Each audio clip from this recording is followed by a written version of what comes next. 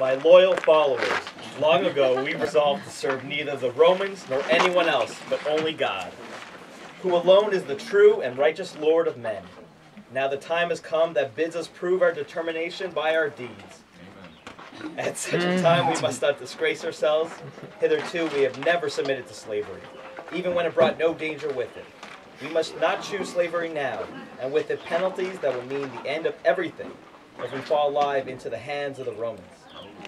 For we were the first of all to revolt, and shall be the last to break off the struggle. I think it is God who has given us this privilege, that we can die nobly and as free men, unlike others who were unexpectedly defeated. In our case, it is evident that daybreak will end our resistance, but we are free to choose an honorable death with our loved ones.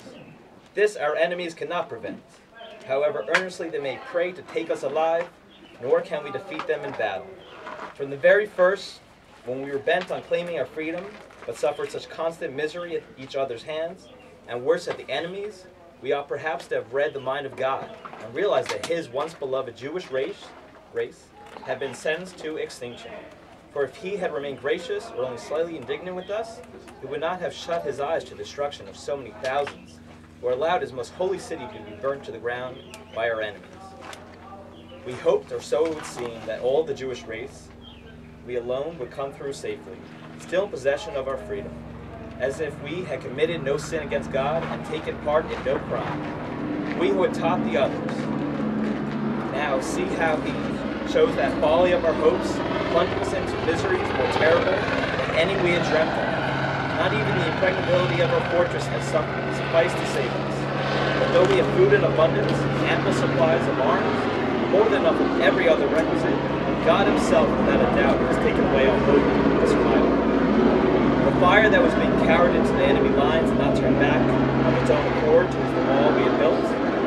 These things are God's vengeance for many wrongs that our madness we dared to do to our own countrymen. For those wrongs, let us pay the penalty not to our bitterest enemies, the Romans, but to God, by our own hands. It will be easier to bear. Let our wives die unabused, our children without knowledge of slavery. After that, let us do each other an ungrudging kindness, preserving our freedom as a glorious winding sheet. But first, let our possessions and the whole fortress go up in flames. It will be a bitter blow to the Romans, that I know, to find our persons beyond their reach, and nothing left for them to loot. One thing only let us spare, our store of food. It will bear witness when we are dead to the fact that we perished, not through want, but because, as we resolved at the beginning, we chose death rather than slavery. With him?